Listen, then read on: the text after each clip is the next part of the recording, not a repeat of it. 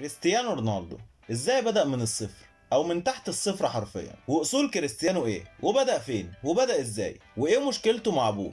وليه بيعشق امه لدرجة الجنون؟ وازاي جورجينيا خطفت قلبه من وسط نجوم هوليوود واجمل بنات في العالم؟ كل ده هنعرفه اكتر في قصة النهاردة. وعشان نكون مختلفين وتسمعوا حاجات عمركم ما سمعتوها، احنا هنتكلم من قبل ما كريستيانو رونالدو يتولد اصلا. ونبتدي منين الحكاية؟ في أوائل السبعينات في وسط أفريقيا تحديدا في أنجورا، كان في جندي برتغالي بس كان متأثر جدا بالحرب ومشاهدها المرعبة وأصحابه اللي بتموت والجيش اللي هو بينتمي ليه اللي شغال بيموت في الشعب الأنجوري اللي لا حول ولا قوة ليه. كل الأحداث المرعبة دي قلبه وعقله ما قدروش يستحملوها ولا حتى يستوعبوها ولا أصلا قدر ينساها طول حياته. فساعتها قرر يلجأ لحاجة أثرت عليه طول حياته، للخمرة والسكر. كل ده عشان يمكن يقدر ينسى ولو حتى الوقت صغير جدا، بس فضل يشرب ويشرب لحد بقى مدمن وبرضه ما قدرش ينسى. لكن العكس حصل معاه، مشكلته كانت بتزيد يوم عن يوم لأنه بسبب إدمانه ده كان محتاج فلوس كتير جدا يوميا عشان يقدر يشرب ويسكر كمان، وهو اصلا عاطل عن الشغل. طب كان بيشتري ازاي وهو تقريبا باع كل حاجة في بيته عشان يقدر يشتري بتمنها خمرة، لحد ما بقاش حيلته اي حاجة حرفيا. انتوا عارفين احنا بنتكلم عن مين كل ده؟ وايه علاقة كريستيانو بيه؟ الراجل ده يبقى جوزي دينيس إيفرو، ابو كريستيانو رونالدو، اللي بسبب الحرب ومشاهدها المرعبة اللي قلبه وعقله ما قدروش يستحملوها وخلته مدمن خمرة، لدرجة ان هو كان هيدمر عيلته كلها حرفيا، لدرجة ان هو باع كل حاجة. ولما اقول لكم كل حاجة يعني وصلت بيه ان هو بقى يطلع فلوس من انه يبيع تيشيرتات كريستيانو اللي كان بيجمعها من نجومه اللي بيحبهم، ويفضل واقف بالساعات يستنى نجمه المفضل عشان يديله التيشيرت. ومش بس كده، كريستيانو كان بيجمعهم منهم ويفضل واقف بالساعات عشان يمضوله عليها كمان. تخيل بقى ان ابوه كان بياخد التيشيرتات دي اللي كريستيانو كان محتفظ بيها وكان فخور جدا بيها وياخدها ويبيعها بكل سهولة عشان يجيب مكانها خمرة. ورغم كل ده لا عرف يبطل يشرب ولا عرف ينسى، ولا حتى بقى عند ابنه تيشيرتات عشان يبيعها، ولا هو بقى حيلته حاجة اصلا. وكله كوم بقى ولما كريستيانو عرف ان ابوه باع التيشيرتات الممضية من اللعيبة المفضلين بتوعه عشان يسكر ويشرب بيها. ساعتها كريستيانو انهار بمعنى الكلمة. كريستيانو الكورة كانت كل حاجة في حياته، والتيشيرتات دي بالذات تعب جدا جدا عشان يجمعها من النجوم اللي بيحبهم، وكانت الحاجة الوحيدة اللي بتنسيه الفقر والقرف اللي ابوه كان معيشه فيه. لكن بالرغم من كل ده انا مش عايزك تظلم ابوه ولا تقول ان كريستيانو ما كانش بيحبه زي ما الاشاعات كانت بتقول. على العكس خالص، ابو كريستيانو عمل المستحيل عشان يوفر لعياله الحياة اللي كانوا بيتمنوها. كان بيشتغل كل حاجة وأي حاجة في أي وقت وفي أي مكان عشان يعرف يوفر الفلوس ويديها لولاده، ويوفر لكريستيانو بالتحديد متطلباته اللي هي كانت متطلباته حاجات بسيطة جدا، اللي هي التيشيرت والشورت والكورة والجزمة بتاعت الكورة، مش أكتر من كده. شوفوا لدرجة إن الحاجات البسيطة دي اللي هي كانت متطلبات كريستيانو كان أبوه بيوفرها له بصعوبة جدا. لكن الاختلاف ما بين كريستيانو وأبوه حصل، بس حصل فين وإمتى؟ لما ابو كريستيانو بقى مغيب بسبب الخمرة، واي فلوس تجيله بقى يصرفها قبل ما يروح البيت اصلا عشان يشرب بيها خمرة. وطبيعي ان الفلوس دي كانت قليلة اصلا، وكانت معيشة الاسرة دي بالعافية، يعني معيشها بالزق. ولما كمان ما بقاش يصرفها عليهم الاسرة دي انهارت حرفيا. غير كل ده ان هو واخواته البنات وامه وابوه بيناموا في اوضة واحدة ولا اكنهم في معتقل جوانتانامو، وامه كانت طول الوقت يا بتقعد تطبخ وتبيع للناس في الشارع يا اما بتشتغل خدامة في البيوت.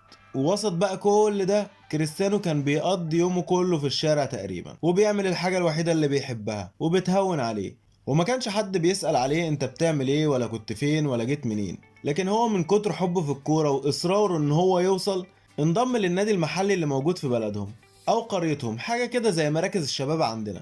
كان ساعتها عنده 6 سنين بس، وامه ساعتها كانت بتدعمه جدا وكانت بتقول ان كريستيانو بيحب الكرة جدا والكرة بتحب رجليه. رونالدو كان اكتر طفل موهوب من ولاد قريته. مش بس كده، كان بيتمرن كتير جدا من وهو طفل، خلي بالك عنده 6 سنين بس، لحد ما يرجع البيت مهدود وينام. لكن مشكلته الوحيدة اللي اتغيرت مع الوقت طبعا ان لما كان بيلعب كان بيرقص الفريق كله، لما يجي قدام الجول يبصيها لزميله عشان يدخلها جون. لكن لما زميله ضيعها كان يفضل يعيط عياط هستيري.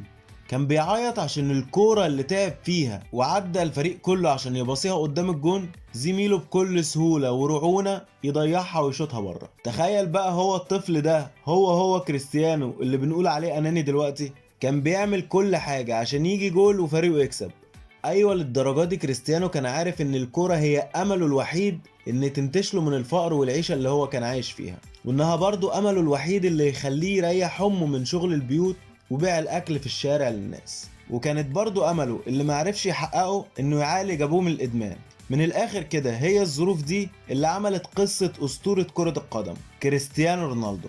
وزي ما بقولك كده، الطفل الصغير اللي كان عايش تحت خط الفقر حرفيا، هو وأمه وأبوه وأخواته كلهم في أوضة واحدة، بقى من أغلى لعيبة كرة القدم في التاريخ. وقبل ما نكمل قصة كريستيانو الأسطورة ونخش في الأعماق، ما تنساش تعمل لنا لايك وتشترك في القناة وشير للقصة دي في كل حتة. حرفيا أنا تعبت جدا جدا جدا فيها، وأتمنى دعمكم يوصل ليا. شكرا ليكم. ونرجع تاني لقصتنا واقول لكم كده حاجة على الماشي. تعرف ان كريستيانو ما كانش هيكون موجود اصلا؟ ومش بس كده، لا ده بفعل فاعل كمان. طب ازاي ده؟ انا هقول لك يا سيدي. ام كريستيانو من كتر الفقر اللي كانوا عايشين فيه قررت ان هي تجهض حملها، وكانت ساعتها حامل في كريستيانو رونالدو. لكن ربك ما اذنش ده، عشان سبحان الله يتولد ويكون احسن لعيب في تاريخ كرة القدم، وهو الطفل اللي كانت عايزة تجهضه اللي ينتشل العيلة من الفقر اللي كانت فيه. سبحان الله، الواحد لو يعرف الغيب لاختار الواقع. اول عقد لكريستيانو لما كان عمره 8 سنين مع اكاديمية اندروينها، وكان ساعتها الطفل ده مكسر الدنيا وسط قريته، وكان كل المدربين اللي في الاكاديمية معجبين جدا بيه. طب كلنا عارفين ان كريستيانو من وهو صغير موهوب جدا وبيتعب على نفسه. طبعا مستواه الدراسي، هل رونالدو كان فاشل ولا لا؟ لا، رونالدو كان فاشل جدا دراسيا، لا بيحل واجباته ولا بيروح المدرسة اصلا، ودرجاته بقى حدث ولا حرج، لدرجة ان هو من كرهه في المدرسة والتعليم عرف يقنع امه ان يسيب المدرسة ويركز في الكورة. ولما وصل عمره 10 سنين وقع تاني عقد ليه، بس مع نادي نوسيونال في ماديرا، وكان ساعتها حديث كل الكشافين.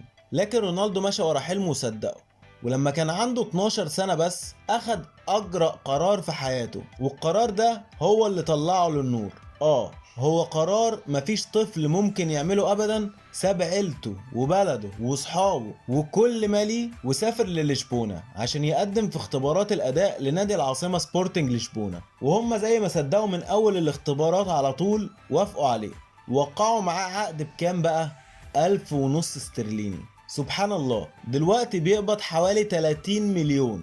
وفعلا رونالدو فضل القعده لوحده، من التمرين للسكن ومن السكن للتمرين، كل ده عشان هو عنده حلم، وهو فضل ان يجري ورا حلمه ويصدقه بعيد بقى عن المشاكل وكل القرف ده. رونالدو اختياره كان صح بانه يسيب اسرته ويتفرغ للكوره وبس، مع ان كان بيعيط كل يوم بسبب الوحده، لكن فضل كده عشان يقدر يصرف على نفسه وينقل اهله لمكان تاني خالص. ولما كريستيانو وصل عمر 14 سنة بدأ يبان عليه الاختلاف بس مش في المهارة، لا في سرعته الجبارة وقوته البدنية اللي ملهاش حل، وان مفيش حاجة اسمها خسارة عنده. ودي كانت عقليته من وهو صغير، خلي بالك. بس بعد التميز ده للأسف خلصت مسيرة كريستيانو لحد هنا، بس مش في الكورة، لا في التعليم، بسبب مشكلة ما بينه وما بين أستاذه.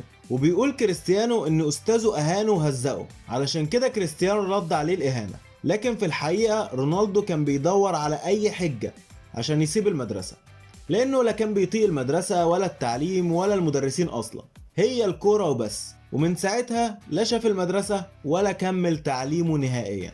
وزي ما قلنا كريستيانو كان حرفيا بيموت نفسه في التمرين ومن وهو صغير، وده اللي سبب له مرض في قلبه. والله زي ما بقولك كده، كان كريستيانو هيبطل كورة نهائيا وللأبد، لكن بفضل ربنا ومسؤولين لشبونة انهم اخدوا الاذن من ابوه وامه انهم يعملوا له العملية على حسابهم، بعد ما عرفوا ان الطفل ده موهبة ملهاش مثيل ولا هتتكرر تاني. ومن هنا بحب اشكر كل من وقف في ظهر كريستيانو وخلونا نستمتع بظاهرة مش بتحصل كتير في تاريخ الكورة.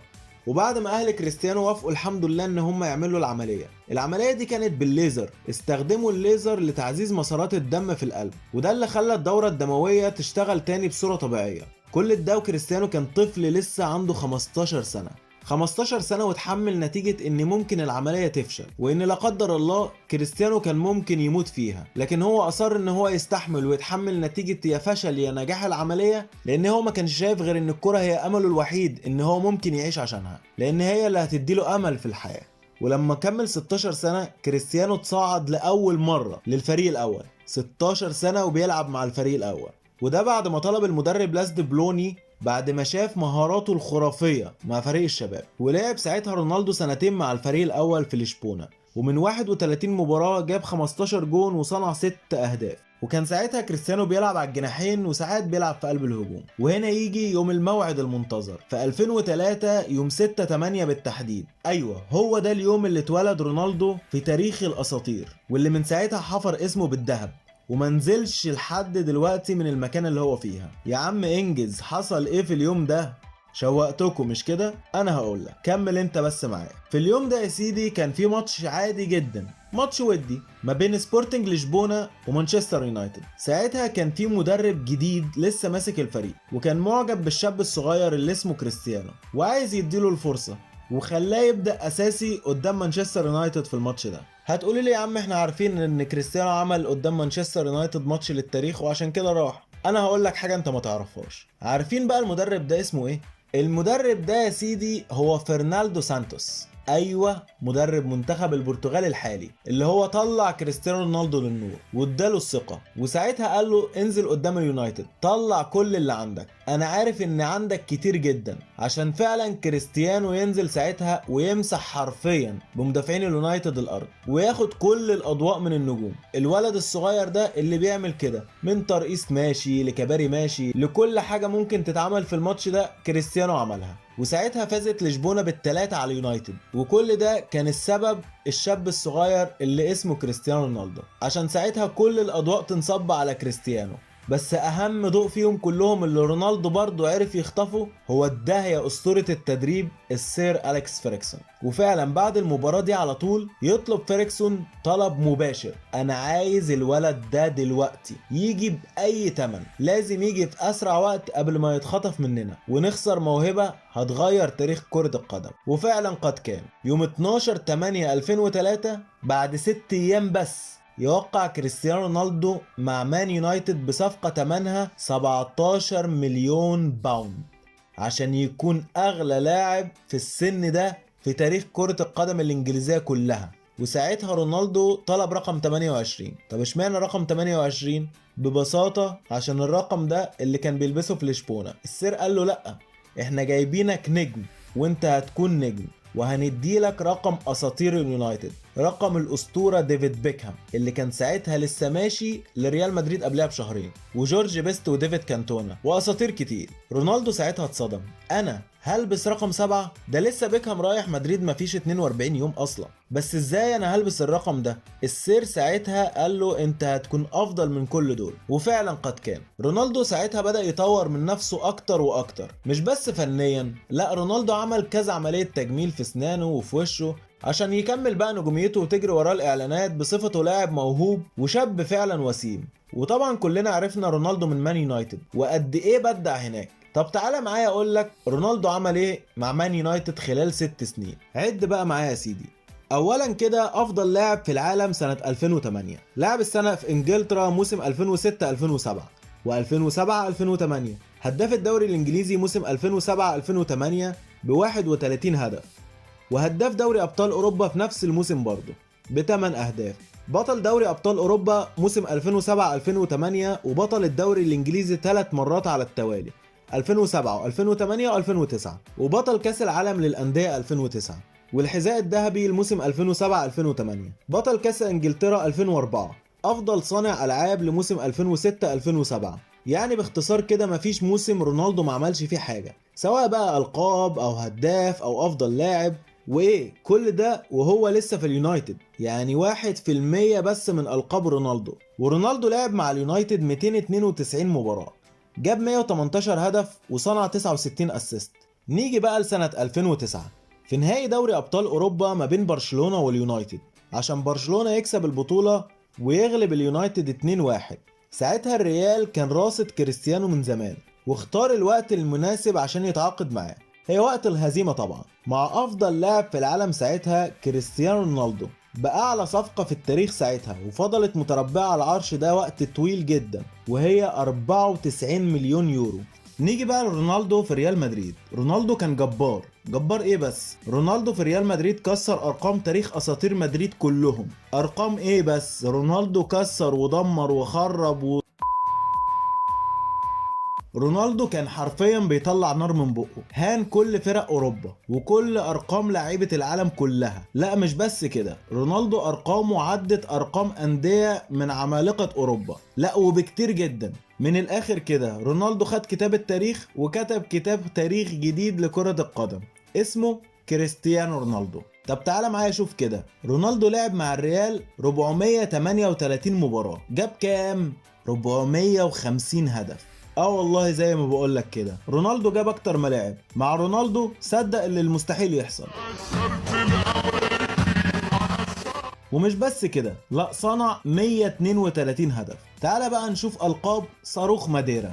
روح بقى اعمل لك كده كوبايه قهوه وركز معايا كويس قوي، عشان حرفيا القابه لا تعد ولا تحصى. اولا كده اخذ الكره الذهبيه وافضل لاعب في العالم 4 مرات، 2013 و2014 و2016 و2017، ده غير اللي كانت مع اليونايتد 2008. يعني كده معانا 5 كور ذهبيه. وجائزه الفيفا اخدها 2017 و2016 لافضل لاعب في العالم، وافضل لاعب في اوروبا 2014 و2016 و2017، وهداف الدوري 3 مرات، وهداف دوري الابطال 6 مرات، يا ساتر يا رب، وهداف كاس العالم للانديه مرتين، ولاعب العام في اسبانيا موسمين ورا بعض، موسم 2012 2013 وموسم 2013 2014، ودوري ابطال اوروبا 4 مرات. مش بقولك القابه اكتر من القاب انديه من كبار اوروبا؟ لا ولسه، كمل انت بس معايا. اخد الدوري الاسباني موسمين 2011 2012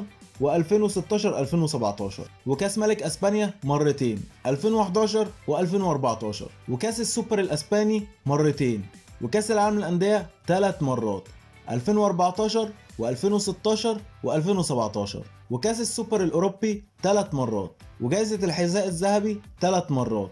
ها كفاية كده ولا اكمل؟ بس هو مفيش اي حاجة تانية ممكن تتعمل في الكرة اصلا عشان اكمل فيها. من الاخر كده رونالدو مسح كتاب التاريخ وكتبه هو. في فترة كريستيانو بقى في ريال مدريد، ربنا رزقه بابنه الكبير كريستيانو جونيور سنة 2010. طب في ناس كتير اصلا متعرفش مين امه، ومحدش يعرف برضه لحد دلوقتي. رونالدو فضل ان هو ما يكشفش عن هويتها ويدفع لها فلوس عشان تتخلى عن حضانته، وفعلا عمل كده. خلصنا بقى من فترة كريستيانو الاسطورية اللي مش هتتعوض تاني مع الريال، ندخل بقى على فترته مع اليوفي بعد جوله التاريخي فيهم في دوري ابطال اوروبا، الدبل كيك اللي فاضل ترند لحد دلوقتي.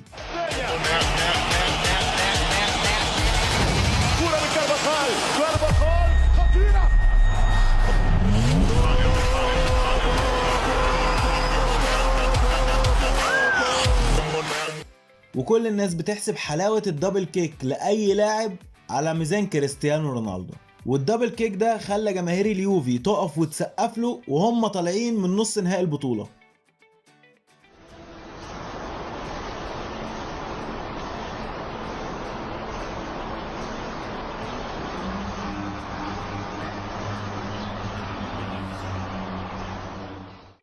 وصفقة كريستيانو دي الأغلى في تاريخ الدوري الإيطالي كله ب 100 مليون يورو. طب مشجع ريال مدريد هيجي يقول طب هو ليه كريستيانو مشي من النادي أصلا؟ النادي اللي كسر فيه كل الأرقام وكان معشوق الجماهير هناك. أنا هقولك يا سيدي، مشكلة كانت بينه وما بين رئيس النادي فلورنتينو بيريز. فلورنتينو بيريز ده داهية، ملهوش ولا عزيز ولا غالي، يمشي أي حد يجيب أي حد، المهم مصلحة النادي. طبعا كان في مشاكل كتير ما بينه وما بين فلورنتينو بيريز، ووعود فلورنتينو بيريز كان بيقولها له ان هي تحصل وهتتعمل وهرفعك وهعمل لك عقدك وهجدد لك، بس ما كانش في حاجه من دي بتحصل لحد لما كريستيانو جاب اخره. واصل المشكله ان رونالدو طلب ان يجدد عقده ويساويه مع راتب الاسطوره ليونيل ميسي اللي معاه في نفس الدوري.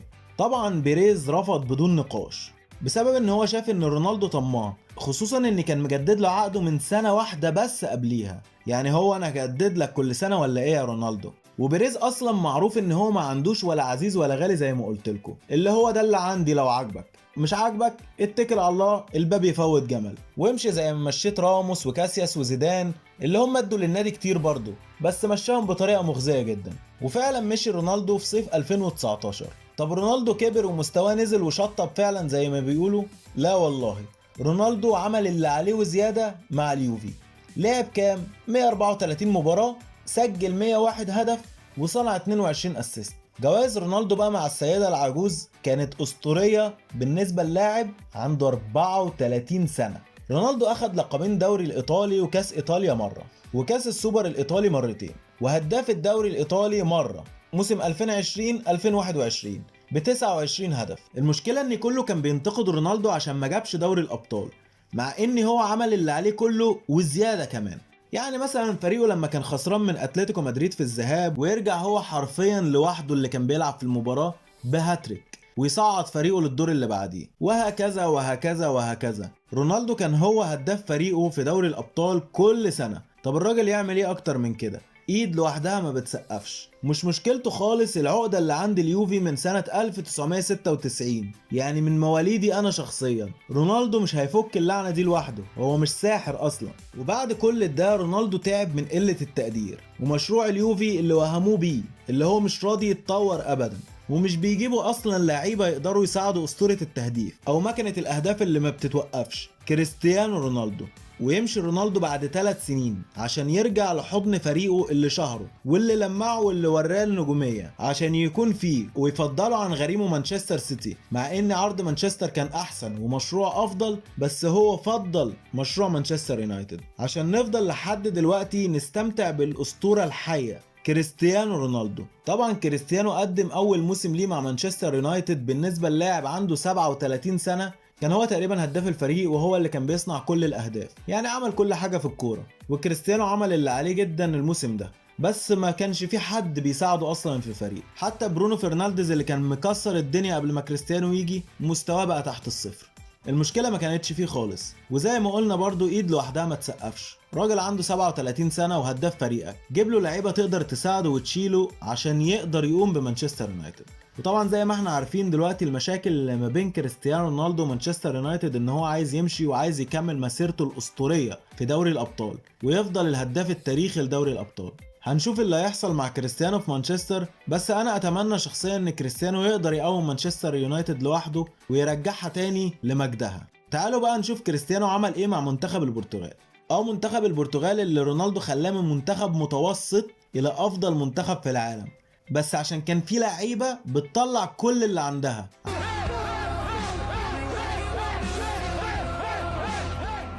رونالدو لعب مع المنتخب 180 مباراة، جاب كام بقى يا سيدي؟ 111 هدف. يا ساتر يا رب، لاعب جاب 111 هدف مع منتخب بلده. طب حقق بقى حاجة مع المنتخب ده ولا ما عملش حاجة اصلا؟